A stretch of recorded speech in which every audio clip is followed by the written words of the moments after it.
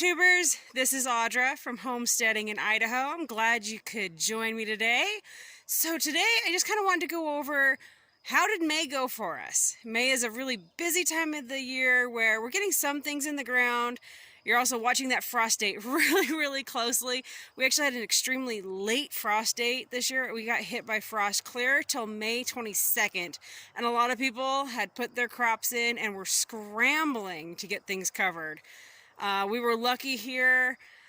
It could have been worse. I had held off. I just had a funny feeling, so I had held off on doing a lot of things. I did have a couple nights where I had to cover some plants, but for the most part, I just had a funny feeling, so I held off. But we finished off May really strong. Our chickens ended up laying a total of 69 eggs. We gave away at least 2 dozen, I think 3 dozen though, to my neighbor in return for allowing us to garden at their in their backyard that they don't use. And we also sold some eggs, and then we used some for ourselves. And then we had crops that we've already been growing and we were eating. We had a lot of lettuce that we ate, Swiss chard, green onions.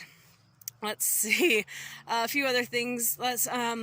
Oh, and then we've been milking our miniature La Mancha Hazel, and she gave us in the month of May, with milk sharing with her baby, we got about 2 gallons from her, and we started on the 10th of May. So we only had 21 days, no, well not even, because we don't milk her on the weekends. The baby gets her all weekend long. So 5 days a week. So about, let's just say, I don't know, how many days is that, y'all? Like 15 days? I don't know.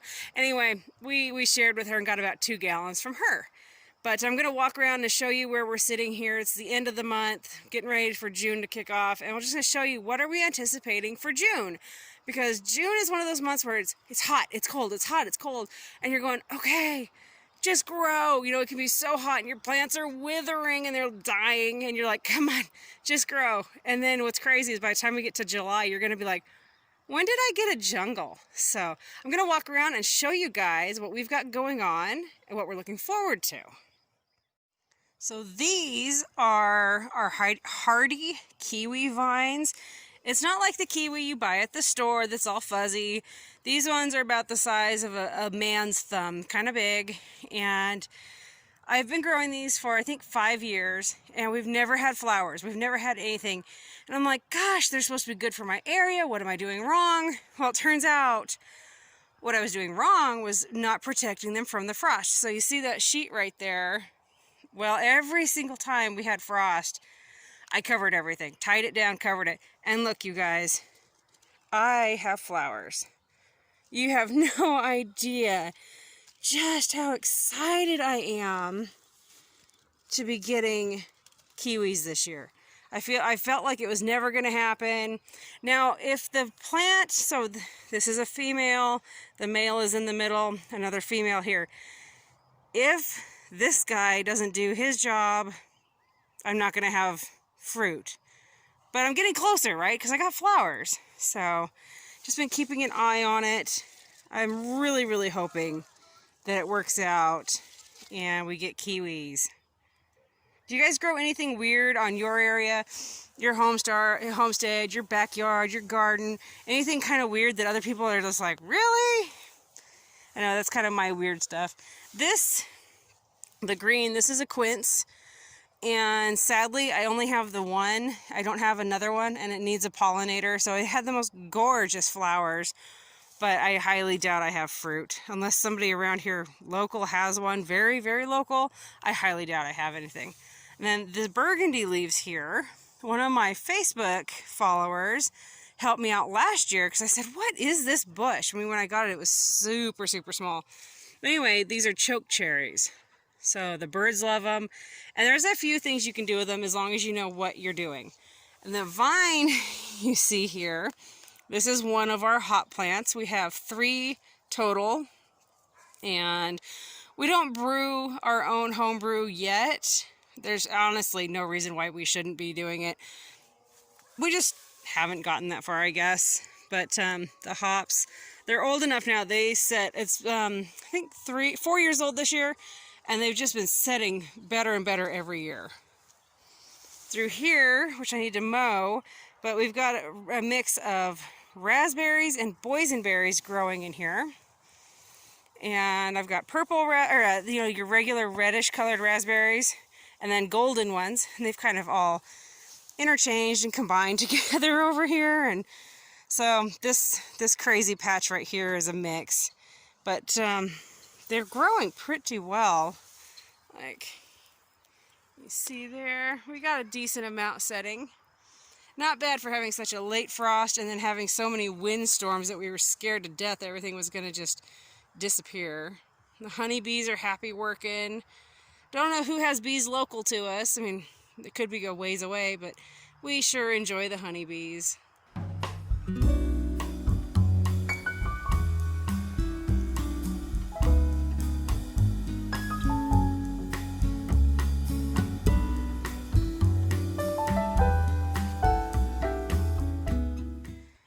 Now this is our plum tree, and the other day one of the local folks said, hey, does anybody have any fruit?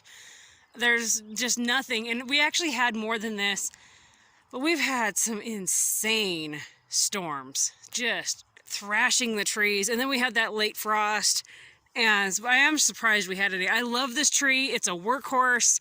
It's usually so loaded, it's just crazy. So it's disappointing that we lost as much as we did this year, just because there are so many ways you can preserve plum. We have a favorite plum sauce we use with a lot of our dishes that we cook. There's a barbecue sauce you make from plums. So it's just really disappointing to have a lot of them thrashed and off the tree this year. But we will do what we can with what we've got. Now, sadly, this was my cherry tree. We knew something was wrong last year. We treated it. Well, it didn't work. Poor thing is dead as a doornail. So it's got to come out and we will replace it with something else. Back here, this is actually, this tree here, of course, sumac. I forgot the name of it. It's a sumac. And what's really neat is you can make a type of lemonade from those seed pods right there. But I leave it for the birds. I just think it's a really neat tree. Down here, I've got a gooseberry. I grow gooseberries in honor of my grandmother. It was something that she had, and when I was a kid, she would make gooseberry preserves, and even one time humored me with a gooseberry pie. So, love my gooseberry plant. I actually have two. This tree is an apple tree, and it is usually a workhorse. Like, this tree never fails, and then this year, it just couldn't keep up with this nasty, rotten weather we had. So sadly, I do not believe we will get a single apple off of this tree, which is just a bummer because the apples on this tree were so, so good. Now this crazy bush here, I've actually got a total of, I think, 5 or 6 of them. A couple of them my neighbor gave me last year. They're a honeyberry. They all bloomed, they all set flowers, and they set flowers very early, but I don't see anything. So I don't know if I need another type of pollinator for these, or what, or if the I have no idea. But kind of disappointed. They were loaded with flowers, and now we've got zip, zilch, nada. Now, this really goofy looking tree is another apple tree that I have. It's just weird. You can see it has 2 branches. I've thought about cutting them off, but they're very productive, so I leave it. But this was actually one of those Walmart specials. You show up and they're like, yeah, it's dead and dying. And it's done very well. This will be 3rd year of production off of it, or 3rd year. And these apples are more of a red when they finish out. They still have some green, but they're really more of a red.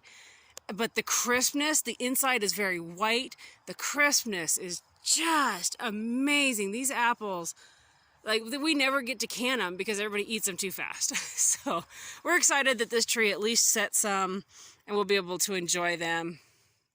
Now this crazy bush is a golden currant. It moved with us from where we lived in Eagle, survived in a pot for a year at our rental house, and then transplanted beautifully here. This thing is huge. Like, I actually gave this thing a haircut in April so I could walk through here and so the kids could get close to the playground on the other side, and so I could walk through here and get a mower through here. But as you can see, it kind of went crazy in the month of May. Now, I had heard that you should not eat currants that aren't the red or the black, that you should avoid them. Did some research, asked some questions, and these things, you know, the birds eat them. And anyway, they are so tasty, so good. We absolutely love these berries. They're orange enough now. I'm actually going to be doing some preserving of these guys this week. We'll start pulling them. And I'm actually going to stick them in my juicer, and I'll show you guys how I do that. Just because they have little seeds inside of them. So let me grab one. So, you see the seeds. Anyway, you see the seeds there on my fingers. You just, I mean, if you don't mind seeds, they're not terrible. But I juice them so I can make a jelly instead of a jam. Actually, I've been fighting the robins for it. I can hear the robin in here somewhere. Let's see if I can see him. Nope. He's back there. Anyway, yeah, they love the currant bush. So anyway, let's go over here. This is where I garden at my neighbor's. This is a row. We have little tiny cherry tomatoes, and I've got the T-posts up so I can do the Florida or California weave. I've heard it said both ways, but I'll weave them. This is, anyway, these are all cherry tomatoes in this row.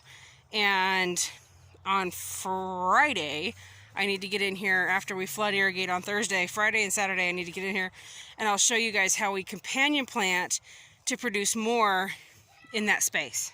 Now right here, these are some peas that we've still got going crazy.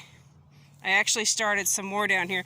The weeds, or this is a volunteer tomato, so I'm just gonna go ahead and leave him, let him grow. Got lamb's quarter, it keeps volunteering. But I just reseeded a week and a half ago more peas, and they're coming up beautifully. They'll take over so that as these guys age, and I need to get more twine. I ran out, but I need to get more and get higher for these guys. But these guys are such tasty peas.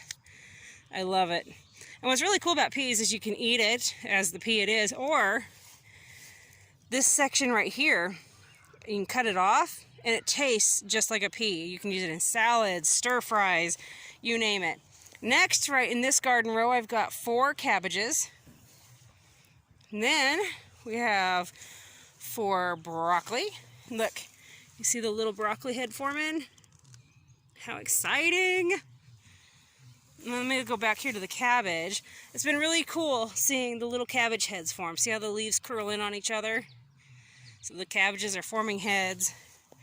As you can see from the leaves, I'm battling some bugs. And it's not really, it's slugs. And they're giving me a run for my money in this particular garden. Usually I can kick their rear ends, but they're fighting back this year. And I've also had issues with earwigs in this bed. So I just keep tinkering, keep trying to keep them out.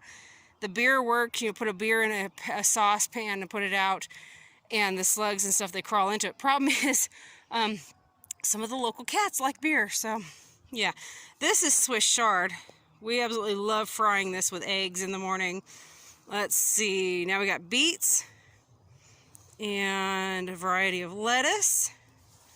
Right here, we've got onions. Those are actually bunches of onions. Each one is cluster planted with 3 to 4 onions per cluster.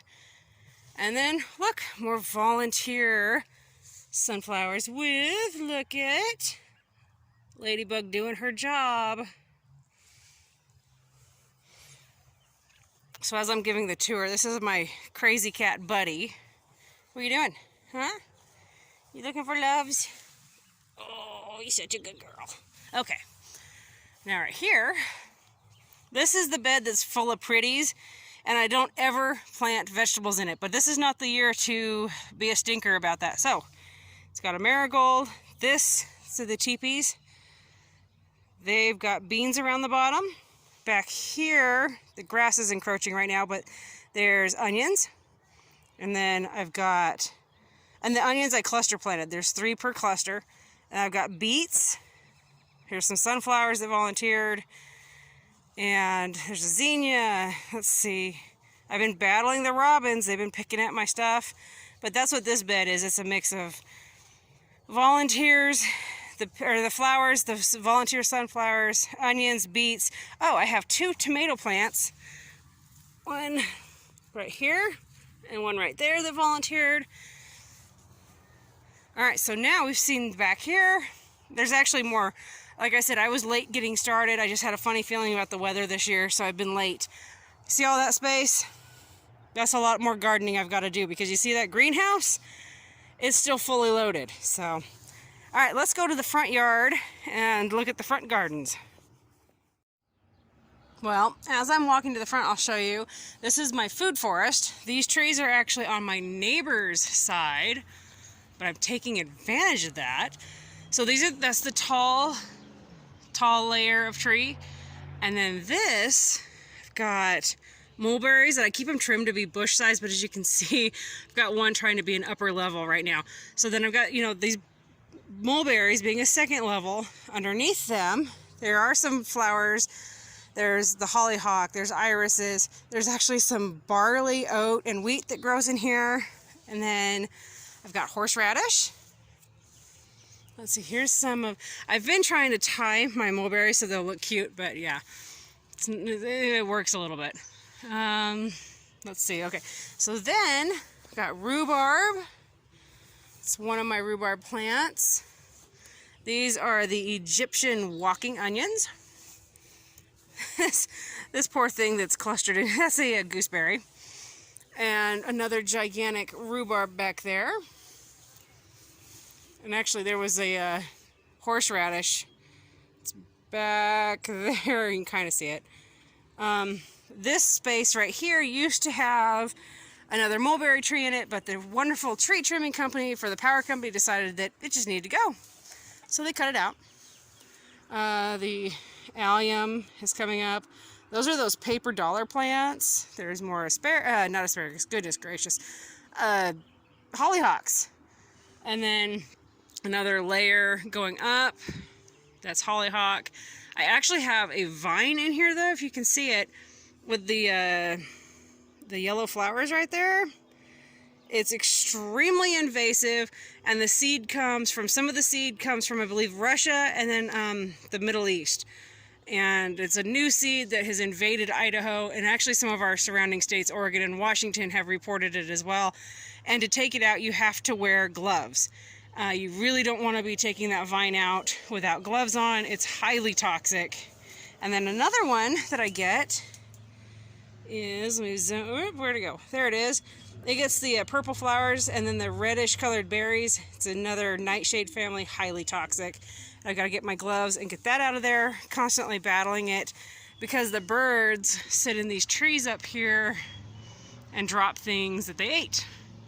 Now, on the fence right here, I planted a grape a few years ago, and it goes along the fence, and actually goes this way also, and then it's up in this tree, and it's up in this tree, so I can't really reach them very well. There's some of them up there, so I'll just have to get the ladder. But anyway, that's an example of permaculture where your vines are using your trees as their way to vine. So this is kind of my big, not big, but it's one of my permaculture zones. These are plants that are planted, and I don't have to worry about them. The onions reseed themselves, the barley, the oats, the wheat that resows itself. The gooseberry keeps not reseeding it as it sets on the ground. They actually can set roots, so it's expanded out here, which is, I mean, that's awesome. I love it. I'm really disappointed. I had so many mulberries on these trees, and then we had that late frost, and I mean, it's just gone. But I've got another big tree that I'm hoping lasted and is gonna set berries. So disappointing to lose the berries this year. This mulberry tree is the first mulberry tree that we had when we moved here. It grows over here next to my barn, next to Zulu the rabbit. And this one, it is loaded. See this? We got berries, which is exciting because I'll need every single berry I can get my hands on. And actually, And here, there's also, right here, a golden currant. But this one didn't do very well at all this year, even though it had the protection of the tree. So that's kind of interesting. Whereas the other one was in the open. But I'm gonna have to get my ladder out. Look at all these berries, you guys. Mulberry is one of my favorites. It has so many versatile uses, medicinal uses. The rabbits love it. The goats love it. It's one of those plants that if you can grow a mulberry, I know a lot of people trash mulberries. They're like, don't grow it. It's a terrible blah, blah, blah, blah, blah. Are you kidding? Like, how many things do you know that are loaded like this, you guys?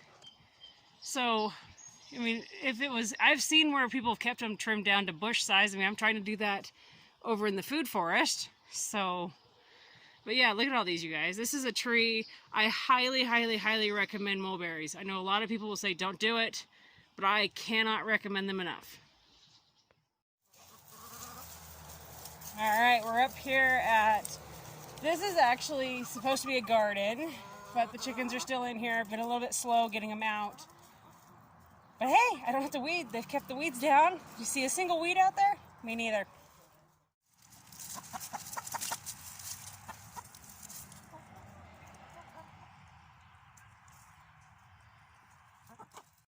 This is, okay, so this is the large raised bed garden. It's 10 by 24, and this is actually a hoop house I've built using parts from the galvanized rods were from a fence that was being removed, the chain link fence type, and the hoops were actually repurposed trampolines. So I know it looks really scary from this side, right? You're like, oh my gosh, but now this garden's a bit crazy. This side is the scout side. I've got a scout using it this year. This is goldenrod, or no, yeah, I think that's right. I don't know. Anyway, it's good for the critters. That's why it's in there. This is a hollyhock I didn't get pulled out fast enough and replanted somewhere else. These are volunteer snow peas. Absolutely love these guys. Really, really tall hollyhock. Look at these peas, you guys. Look at this. That's another thing. I haven't kept count, but we've had a steady supply of peas, actually all year long so far, because I grew them in the greenhouse over the winter also. Here's my artichoke plant. There's two primary plants that are 3 years old, and then there's a few that have started around it and seeded. But I've already got, here we count, 1, 2, 3, 4, 5. I can count 5 artichokes already. This thing is just killing it. These are volunteer sunflowers. Same with these. Planting green beans at the bottoms of them. Just go and climb up the top. So you can see, you can kind of see, I mean, so look, there's a plant, there's a plant, there's a plant, here's a plant. It's really crazy how many artichokes we have now when we started with just 2 of them 3 years ago. This is the green globe variety. And the way I cheated and kept these things alive in Idaho, see all that mulch and straw down there? I cut it back in the fall. I cut it really back. And I layer it with leaves from the tree and straw. And then, see the sheets? The sheets go over the top of it.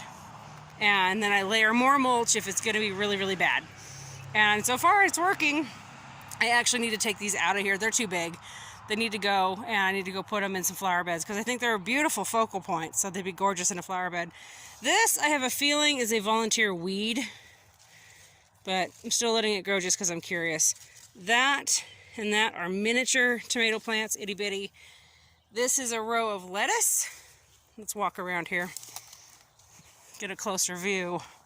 Anyway, we've got lettuce.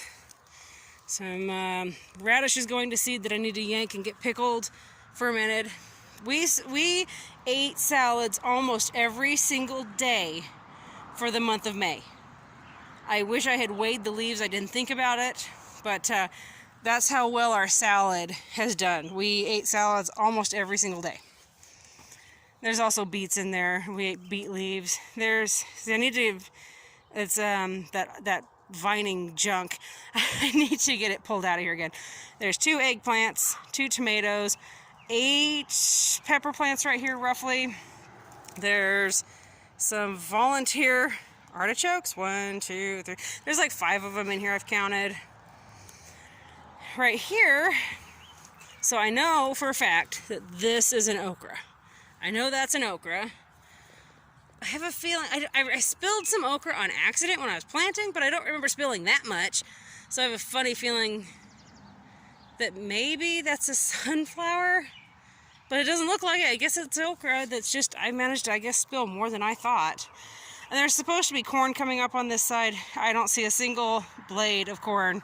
Got a bad feeling the corn went kaput. This is the scout side. We've got some flowers that volunteered this year. More stuff. There's peas, more sunflowers. The scout has sunflowers growing right here. This is a bunch of volunteers. Again, I don't know. I mean, I'm guessing they're volunteer. Well, I don't know. I really have no idea. We'll see when they grow, because they look too much like a squash or a cucumber or a sunflower. So I don't know. And he's got beans growing right here. He's got 2 pepper plants, tomato plant. These are pumpkins. There's zucchini. So that is this raised garden bed, being busy and active. Oh, back there, I see a seedling, couple seedlings back there. I think those are more pumpkins that will then be encouraged to grow up and over the fence. All right, so the last thing up here to really look at, let's walk over here to the square foot garden. Now, honestly, I'm disappointed in this garden so far this year. I've got some good growth. As you can see, the grass is giving me the biggest headache on the planet. I've got so much volunteer grass. Celery, greens that are looking really bad. Beets. There's anything from Brussels sprouts, broccoli, cauliflower, and cabbage are those tall things. More beets. There's onions in here. There's Swiss chard. Right there, some Swiss chard. There's some more Swiss chard right there that's looking gorgeous. And there's some lettuce right there that's doing really, really, really well. But the Swiss chard is finally picking up over here. But this garden is in a different spot. It's got more shade. The soil is a little bit different. It's a mix I played with. And it's just all about experimenting, see what works one year and what doesn't work the next. Next year, this bed could be phenomenal. It just might be that this needs to age a little more. I said I was almost done with up front, and I almost forgot about my apple tree that's up here. This guy, it's doing okay this year. It had been really, really loaded, but then, like I said, we had a really nasty storm. But we still have a decent amount of apples on this tree. This tree I prefer to use for canning and applesauce. These apples are just, well, sort of bland. They do work for apple pie, but they're not the greatest for eating. Not fresh, at least. But I am grateful to have this tree and what it provides. Alright guys, that's my update for what we did in May. I actually forgot we harvested about 3 pounds of asparagus from our purple and green asparagus plants. So it was a pretty good month, honestly, with all the salad, the greens, the asparagus, eggs, milk. We did pretty good. I've got an idea on what I can do better next year, what I can plant more of. Every year it's a learning curve. You know, what else can I do? What else can I learn to do? It's a blessing having the greenhouse that gives us more versatility. I was able to grow in there so many different things. So if you like this, hit that like button for me. If you want to subscribe, that would be phenomenal. I love it when I get subscribers. I love talking to you guys. And speaking of talking to you guys, put a comment down below. I would love to talk gardening, goats, chickens, you name it. So look forward to talking to you guys some more, and I'll see you in the next video.